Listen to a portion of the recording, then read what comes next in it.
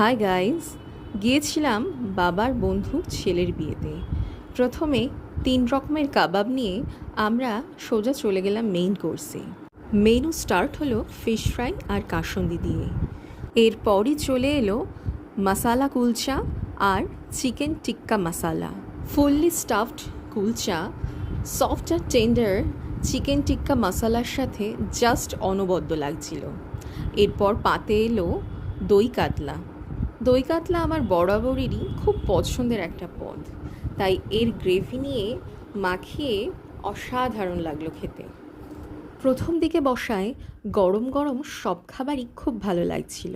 এরপরই চলে এলো গলদা চিংড়ির মালাইকারি, যেটাও খুব ভালো ছিল। আর এবার main attraction mutton biryani. Normally বিরিয়ানির মাংসটাই আমার বেশি পছন্দের, তাই প্রথমে সেটা দিয়েই খেতে শুরু করলাম। এর মধ্যেই চলে এলো মাটন কষা আর স্যালাড। আমাদের ফেরার তাড়া থাকায় আমরা স্টার্টার, মেইন কোর্সের অনেক আইটেমই মিস করেছি, ইভেন ডেজার্টেও।